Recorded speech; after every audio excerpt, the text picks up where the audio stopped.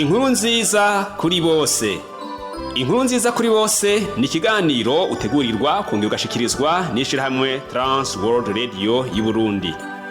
Wumva uremerewe ku mutima? Woba uruhijwe n'ivyaha? Akira umwami Yesu aguha amahoro.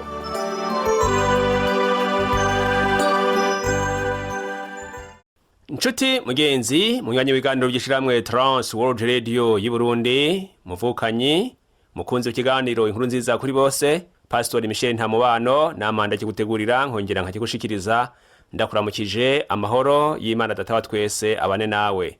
Ndanezerewe cyane kuko Imana ntayiteka kugira ngo twongere duhurire hano kwino samirizi ya Republika y'u Burundi ku murongo wa mbere. Mu kuguha ikaze rero, nyemerera ndakwipfurize kwezegeranwa nanje mu mwanya tugiye kumarana. Mugenzi, mu kiganiro giheruka twariko tugerageza kwishura ku kibazo umuntu yokwibaza cavuga kiti mbega by'ukuri Imana irabaho. Twafatiye ku kuntu usanga abantu bamwe babayeho ko bishakiye bakagira umwidegemvyo urenze urugero gushika naho bubahuka gukora ibiteye isoni bishobora kubabaza Imana. Ahandi naho abantu bamwe babayeho bafise ibibaremereye cane mu buzima bwo ku munsi ku buryo babura inyishu canke zikaza zitevye cane bamaze kwihebura. Akaba ariho bashobora kwibaza nimba Imana yabaremye, Imana basenga yoba iriho canke yoba yumva amajorwa bayijojera. Mu kwishura kuri bene ivyo bibazo twishimikije ibyanditswe vyera biri muri Bibiliya kandi twarabonye ko vy'ukuri Imana iriho, mbere tubane n'ibivyemeza vyinshi dufatiye ku vyo yaremye. Amwe mu majambo twasomye muri Zaburi ya 19 ku murongo wa mbere hamwe no mu kete ryandikiwe Baroma igice ca mbere umurongo wa 20 bigaragaza neza ko Imana iriho. Uno munsi naho turabandanya ico kiganiro tubone ukuntu Imana yihishuriye abantu mu buryo budasanzwe. Twihweje uburyo budasanzwe Imana yihishuriyemwe abantu, niho tubonera uw'Imana iri hamwe n'ingene woshobora kuyimenya wewe ubwawe. Dusomye ubutumwa bwiza bwa Yohana igice ca mbere guhera ku murongo wa mbere gushika ku murongo w'10, turabona ko aya majambo ari intangamarara y'inyigisho ikomeye ivuga ko Yesu ari jambo, ishingira intaho ubumana bwiwe budahera, uruhara afise mu kurema n'ukwigira umuntu nk'umuco winjira mu isi y'umwijima. Bishimika ku vy'uko jambo yari kumwe n'Imana, ari Imana kandi yigize umuntu akazana ubuzima n'ukuri naho yanswe na benshi. Mukete ryandikiwe Abaheburayo igice ca mbere kuva ku murongo wa mbere n'uwa kabiri havuga ngo mu bihe byinshi no mu buryo bwinshi Imana yavuganiye na basogokuruza kera mu kanwa kw'abavugishwa nayo. Muri iyi misi y'iherezo yavuganye natwe mu kanwa k'umwana wayo, uwo yashizeho kuba samuragwa wa vyose, niwe yahaye kurema isi. Mugenzi wanje unyumviriza, uburyo budasanzwe Imana yihishuriyemwe abantu ni butatu. Ubwa mbere yihishuriye mu ijambo ryanditswe ari ryo Bibiliya yera. Dusomye mu kete rya kabiri intumwa Pawulo yandikiye Timoteyo igice ca 3 ku murongo wa 16 havuga ngo ivyanditswe byose byahumetswe n'Imana kandi bifise akamaro ko kwigisha umuntu, kumuhana, kumutunganya no kumutoza indero nziza mu kugororoka. Muri aya majambo Imana ihishura kamere yayo, ubugombe canke ishaka ryayo, amasezerano, ivyitegeka hamwe n'ubutumwa bwiza. Ubwa kabiri yihinduye umuntu. Ubutumwa bwiza bwa Yohana igice ca mbere kuva ku murongo wa 14 havuga ngo jambo yigize umuntu aza mu isi kubana n'abantu. Aha bisigura ko Imana ubwayo yiyerekaniye. Aha bisigura ko Imana ubwayo yiyerekanye mu ishusho y'umuntu, uwo nawe akaba ari Yesu Kristo. Uburyo bwa gatatu Imana yihishuriye abantu ni mu muco wa mpwemu. Dusomye mu kete rya mbere intumwa Pawulo yandikiye Abikorinto igice ca kabiri guhera ku murongo wa 12 kugeza ku murongo wa 14 havuga ngo twahawe mpwemu yarava ku Mana adushoboza gutahura ivy'Imana yatugabiye. Ibi bisigura ko uwo mpwemu yugurura imitima yacu kugira ngo twizere kandi dutahure ijambo ry'Imana. Mugenzi wanje, unkundire turabire hamwe intambuko nkuru wo kurikiza kugira ngo umenye ko Imana yakwihishuriye. Intambuko ya mbere, wamugenda guhura n'Imana. Nyumviriza neza, Imana nta handi mwohurira atari muri Bibiliya, ijambo ryayo ryanditse. Iyo dusomye muri Zaburi ya19 ku murongo wa 105 havuga ngo ijambo ryawe ni itara rimurikira ibirenge vyanje, umuco ubonesha mu nzira yanje. Mu butumwa bwiza bwa Yohana igice ca 5 ku murongo wa 39 Yesu Kristo yavuze ko ibyanditswe vyera abantu bamabiga ari byo bimushingira intahe. Intambuko ya kabiri, wamuhurira n'Imana muri Yesu Kristo ari we jambo rizima. Mu butumwa bwiza bwa Yohana igice cya 14 ku murongo w'icenda haravuga ngo uwumbonye wese ababonye data. Yesu Kristo ni Imana. Mbere no mukete intumwa Paulo yandikiye abikorosayi igice cya 2 ku murongo w'icenda aravuga ngo kuko muri we ariho haba kunengesera kose kubumana mu buryo bw'umubiri. Inshuti yanje, ntushobora kumenya Imana biciye mu kumenya ivyerekeye Imana, ari kumenya Imana biciye mu kumenya umwana wayo Yesu Kristo. Reka ngusubiremwo aha hantu kuko harakomeye. Ntushobora kumenya Imana biciye ku kumenya ivyerekeye Imana, ari kumenya Imana biciye mu kumenya umwana wayo Yesu Kristo. Imana uyimenya biciye mu kumenya umwana wayo Yesu Kristo. Kuko Imana ntitwigeze tuyibonesha amaso yacu, ariko Yesu Kristo amaze kuza mw'isi twamubonye mw'Imana, kandi igihe yigisha yarasiguye cyane ibyerekeye Imana. Mbere ni hamwe yarababwira ngo uwumbonye ababonye data. Mu butumwa bwa Yohana igice cya 17 ku murongo wa 3 haravuga ngo ubu nibwo bugingo budashira ko bakumenya wewe Imana yonyene y'ukuri n'uwo watumye Yesu Kristo. Rero ntuca muri Yesu Kristo ushaka kumenya Imana gusa, ariko kandi ushaka no kuronka ubugingo budashira utegerezwa guca muri Yesu Kristo. Bigusaba ibi bikurikira: ni gusoma ijambo ry'Imana. Uko gusoma ijambo ry'Imana ntusoma gusa kugira ngo wumve ibivugwa muri yo, ariko uyisoma urondera gutahura. Mu butumwa bwiza uko bwanditswe na Luka igice cya 24 ku murongo wa 27 havuga ngo atangurira kuri Mose no kubavugishwa n'Imana bose, abasobanurira mu byanditswe byose ibyamwanditseko. Yesu hariho ibyo yaravuze, hari n'ibindi byari byaravugishijwe n'Imana imbere yuko Yesu aseruka. Nico gituma byahereye mu isezerano rya kera tukongera kubibonera mu isezerano rishasha. Yesu rero ngo abibutsa ibyari byaranditswe kuri we ataraza, kugira ngo abantu bajijuke batahura ibihe ibyo ari byo. Uhura n'Imana, Imana mu kuyimenya usoma ibyanditswe byera ijambo ryayo, ugatahura ibyanditswe kuri yo no kubyanditswe ku mwana wayo ari we Yesu Kristo. Ngaha rero kusoma kose ni byiza ko ucisha muri sengesho ukabwira ati Imana, ukavuga tuhoraho nyiyereka biciye mu ijambo ryawe. Iyo usomye mu gitabo ca Zaburi 119 ku murongo wa 18 umwanditsi wa Zaburi avuga aya majambo ngo humura amaso yanje kugira ngo mbone ibitangaza byo mu byagizwe vyawe. Iri ni isengesho yari yisengeye ngo Imana ihumura amaso yiwe kugira ngo abone ibitangaza byo mu byagizwe vyayo. Nshuti yanje, ntushobora gutahura ibyanditswe hamwe n'ibi byose bivuga ku Mana igihe amaso yawe Imana idakoreye ku gitangaza kugira ngo ubone neza. Uko kubona neza ni mu buryo bw'impwemu, si mu buryo bw'umubiri. Kuko mu buryo bw'umubiri amaso yawe haraho abasanzwe abona, ariko isomye ibyanditswe byera, isomye ijambo ry'Imana, bikakugora gutahura ibyanditswe. Rero iyi Imana ikoze ku maso yawe y'umutima, umuco wo gutahuruza muri wewe, mugatahura ico Imana yashatse kuvugana nawe biciye muri ibyo uriko urasoma. Umaze gusoma rero haraho ijambo ry'Imana usanga rikwereka ibintu ukwiye gushira mu ngiro. Ivyo rero ntubimenye gusa, ariko uterinde ntambwe ushire mu ngiro ibyo wasomye, ushire mu ngiro ibyo watahuye. Nibi dusoma mu butumwa bwiza uko bwanditswe na Yohana igice 7 ku murongo wa 17 haravuga ngo nihaba hariho ugomba gukora ibyo wakunda azomenya izi nyigisho ko zavuye ku Mana, canke ko ndabivuga ndavyigeneye. Nimba ugomba gukora ibyo Imana igomba, utegerezwa kwakira inyigisho za Yesu Kristo nk'ukuri, kuko ziba zaravuye ku Mana, hanyuma ukazishira mu ngiro. Gutahura no gushira mu ngiro ijambo Yesu Kristo yivugiye.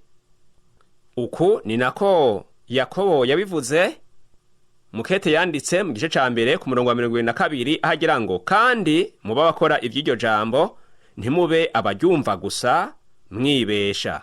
Mugenzi, abantu benshi baribesha ngo bazi ibyanditswe vy'Imana. Kubivuga birutwa no kubishira mu ngiro, kuko abantu ntibakeneye cyane kumva ko bivuga, ariko bakeneye no kubona ubikora. Bazobimenyera kuvyo ukora, kuko uwigisha yigisha ibyo yize kandi akabishira no mu ngiro, mu kubyigisha abandi no mu kubishira mu ngiro akabibamwo kugira ngo nawe bimuteze imbere. Rero Yakobo tugira inama ngo ntitube abo kumva gusa, ngo kuko ko bari kwibesha, ngo ariko dukore iby'ijambo ry'Imana rivuga. Aho rero niho Imana izoshigirana imigenderane myiza nawe kandi yamane nawe, uzobaho uyihimbaye. Imana ihabwe icubahiro cyane. Imana niyo izidukingira n'umufasha tabura guseruka, yaciye inzira mu kiyaga gitukura, ifise ububasha yahoze izamaho. Imana niyo izidukingira n'umufasha tabura guseruka, yaciye inzira mu kiyaga gitukura, ifise ububasha yahoze izamaho. Mana yacu ihinduka, ivyo yasezeranye ubirorere, vyose bizoshika.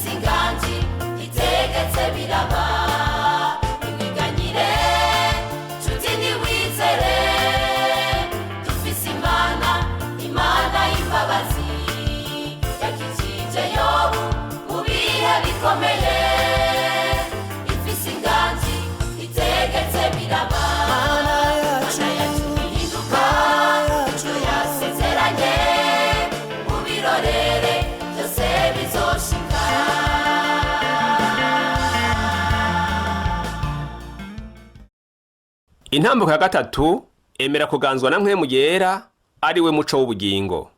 Ubutumwa bwiza uko bwanditswe na Yohana igice ca 16 umurongo wa 13 haravuga ngo, ariko uwo mpwemu w'ukuri niyaza, ubandanije hari ibindi bikurikira, ngo azobarongora bashikane ku kuri kose, azobamenyesha ibigira bize. Nagiye mvuga cane amajambo nshaka guhagararako, ngo azobarongora bashikane ku kuri kose, azobamenyesha ibigira bize. Mpwemu yera w'ukuri, ivya kazoza, ivyerekeye Imana. Ushaka ukuri kose kubyerekeye Imana, naho wo kwiga gute canke naho wosomwe bitabo bingana gute, mpwemu yera atari muri wewe ngo akurongore mu gutahura, ntavyo womenya. Nshuti yanje, hamwe Bibiliya itaza kuba yanditswemwo mpwemu yera, ntihari gutandukanywa cane n'ibindi vyandiko bisanzwe. Kandi mpwemu itarimwo ijambo ry'Imana n'umuyaga gusa. Mukete Paulo yandikiye Abanyefeso igice ca 6:17 havuga ngo, mwakira inkofero y'agakiza n'inkota ya mpwemu yera. Inkota ya mpwemu bisigura ijambo ry'Imana rigaragara ari ikigwanisho cyo mu buryo bw'impwemu abakristo barwanisha. Iyo nkota ikoreshwa mu gufata mu mutwe, mu kuzirikana no mu kuvuga ibyanditswe vyera n'ijwi rirenga, kugira ngo umuntu arwanye amakenga, ubwoba canke ikigeragezo.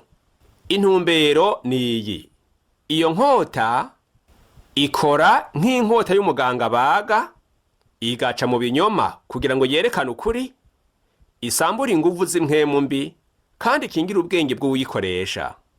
Iyo tuvuze ubwenge ngaha, ni ivyiyumvirwa mu mitwe y'abantu. Abantu benshi na cane abo muri iki gihe c'iterambere y'ubuhinga bwa none bariko barapfa mu bwenge. Ijambo ry'Imana rero riguma rikarisha ubwenge bw'urisoma kugira ngo ntatakaze ubuntu buranga abantu bazima biyisonera. Mugenzi, reka turabe bimwe mu vyo mpwemu yera adukorera. Mpwemu yera yemeza abantu ivyaha. Mu butumwa bwiza bwa Yohana igice ca 16 ku murongo w'8 haravuga ngo mpwemu yera azohinyuza ab'isi abemeze by'icaha iby'ukugororoka n'iby'urubanza. Nayo mu byakozwe n'intumwa igice ca 2 ku murongo wa 37 haravuga ngo bumvise ivyo bibacumita mu mitima. Mugenzi, umukozi w'Imana arimwo mpwemu yera avugana ubushobozi ijambo ry'Imana akemeza abantu, maze umwe wese agashira mu ngiro ico iryo jambo rimuhamagarira gukora. Niko byari bimeze kiriya gihe c'intumwa ba Petero na Yohana bavuze ijambo ry'Imana bashize amanga, bari mu bushobozi bwa mpwemu yera, nuko amajambo y'Imana bavuga n'intaye bashingira Yesu Kristo biciye mu matwi y'abariko barabumviriza, byaca bihindura ubuzima bwabo, bikahindura imitima yabo, bagakorwako, bakihana. Ni naho babaza ikibazo kivuga ngo none tubigenze dute, dukora iki? Nuko bari bacumiswe mu mitima, kandi intango yo kwihana yari itanguye. Imana ibandanye guhabwa icubahiro. Icya kabiri, mpwemu yera arahindura abantu. Dusomye mu kete Paulo yandikiye Tito igice ca 3 ku murongo wa 5 havuga ko mpwemu yera aza no kuvyagura bwa kabiri no guhindurwa bashasha mu muntu yizeye ijambo ry'Imana. Guhindurwa bashasha, transformation, ibyo biba ku muntu yizeye ijambo ry'Imana yakiriye. Bwa gatatu, mpwemu yera arahumura amaso y'imitima. Mukete intumwa Paulo yandikiye Abanyefeso igice ca 1 ku murongo wa 18 harimwo aya majambo avuga ngo amaso y'imitima yanyu yihweze. Ngo ndabasengera. Avuga byinshi ariko nahisemwe guhagara kuri akana avuga ngo amaso y'imitima yanyu yihweze. Umuntu asanzwe afise amaso akavuga ko abona isi imukikuje iyo arimwo mu buryo bw'umubiri, ariko iby'impwemu ntashobora kubimenya, ntashobora kubibona, ntashobora kubitahura. Amaso rero yavuga yari amaso y'umutima kugira ngo abone iby'impwemu. Ubu ni ubushobozi mpwemu yarazana mu muntu yizeye. Bwa kane, mpwemu yaramara amazinda ku muntu, ni ukuvuga ngo aramwemeza. Mukete Paulo yandikiye Abaroma igice 8 ku murongo wa 16 tubona ngo mpwemu bwiwe abwiririkanya n'impwemu yacu ari cabona ko turi abana b'Imana. Mpwemu yera aravugana n'impwemu iri muri twebwe mu mutima, agashinga intahe yabo turibo. Mpwemu yera akadushingira intahe ko turi abana b'Imana. Wewe intahe mpwemu yari gushingira ni iyihe? Bisanzwe atari muri wewe nta ntahe yo gushingira ihari, kuko urugendo ni rurerure, bifise aho bitangura naho bishika kugira ngo mpwemu yera agushingira intahe. Twabivuze kare, ariko wewe nanje turakeneye intahe dushingirwa na mpwemu yera ku Mana no ku bandi bizeye Kristo ari bo muryango w'Imana. Icanyuma, mpwemu yera arahindura umuntu. Mukete rya kabiri Paulo yandikiye Abikorinto igice ca 3 ku murongo wa 18 havuga ngo mpwemu yera adukuza mu buryo bw'impwemu, maze tugahinduka tugasa na Yesu. Nshuti yanje, ese ingene ari byiza gusa na Yesu.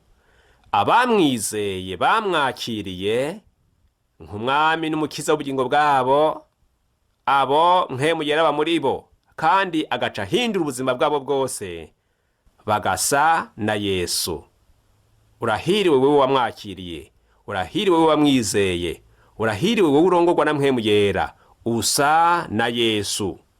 Nawe uvuga ko uri muri we, niyaba atari muri wewe, nta buzima bw'impwemu bwogaragara imbere y'Imana muri wewe, kandi intahe zawe abantu bagushingira ntiyoba intahe y'ukuri, ntiyoba intahe nziza.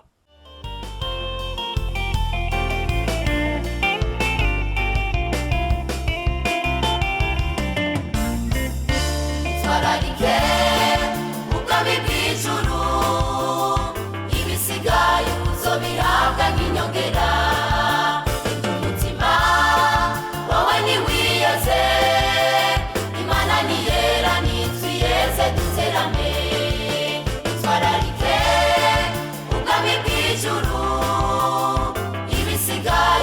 uzobihabwa nk'inyongera umutima wowe ntiwiyeze imana niyera nitwiyeze duterane mana yacu ihinduka icyo yasezeranye mu birorere byose bizoshika mana yacu ihinduka icyo yasezeranye mu birorere byose bizoshika mana yacu ihinduka icyo yasezeranye mu birorere byose bizoshika.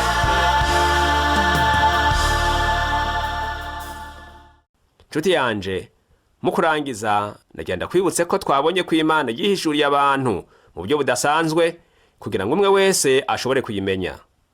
Twabonye uburyo butatu nyamukuru: yihishuriye abantu biciye mu ijambo ryanditse, ni Bibiliya yera; yihishurira abantu biciye mu kwihindura umuntu yiyambitse umubiri; hama kandi yihishuriye abantu akoresheje mpwemu yera.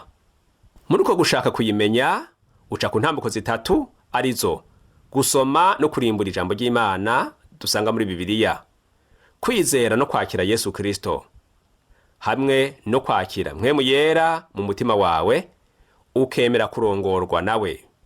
Uyu mpwemu yera rero nawe twabonye ibintu bitanu adufashamwo canke turonka nk'inyungu igihe ari mu mitima yacu. None watahuye iki? Utahanye iki uno munsi?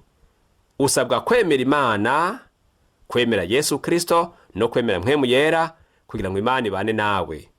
Ibyo navyo kugira ngo ubibemwo, ndagutumirire kwatura aya majambo wewe warusanzwe utarakizwa. Wovuga uti: Mana muremyi wanje, ndagushimiye ijambo ryawe rinyigishije ingene nokumenya. Ndatahuye kandi ko ntoshobora kukumenya mu gihe ntemeye guheba ibyo nkora wanka. Ndigaye kandi ndakwihereje, umparire ibyaha byanje kandi unganze mbu wawe. Ndizeye Yesu Kristo na mpwemu yera kandi ndabahaye ikaze mu mutima wanje. Ntundeke ngo mbandanye kubaho ubuzima butaguhimbaye.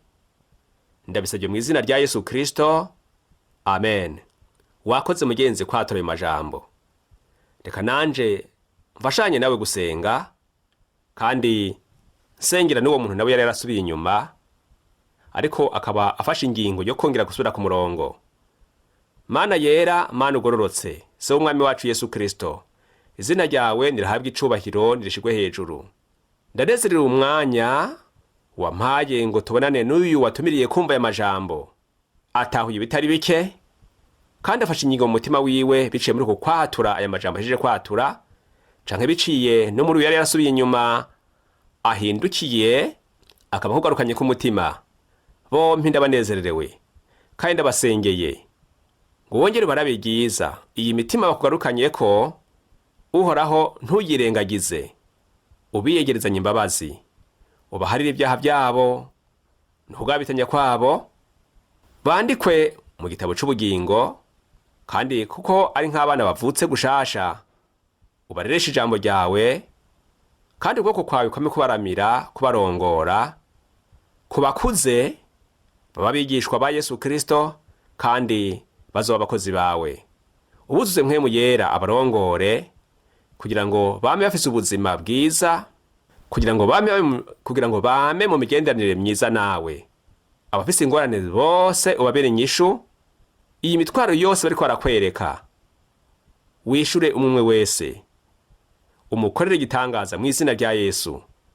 Ubahe intsinzi kandi Satani amaramare. Nguhaye icubahiro ndakwizeye, nsenze mu izina rya Yesu Kristo umwami n'umukiza wacu, amen. Nshuti mugenzi wari kumwe nanje, ndagushimiye ku mwanya wampaye. Nizere kandi ko wafashijwe, kandi nitege igishinga ntaye cawe. Naho ubutaha umwami Yesu aduhana umugisha. Shalom.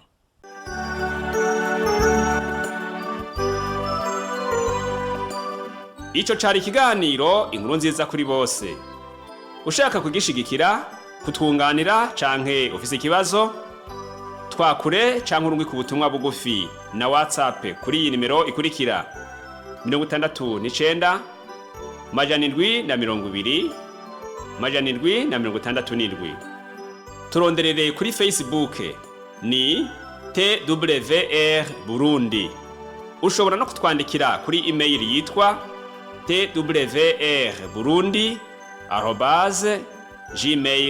twrburundi@gmail.com. Ushobora no kutwakura kuri nimero 22 24 26 57 ku masaha y'akazi. Imana iguhezagire.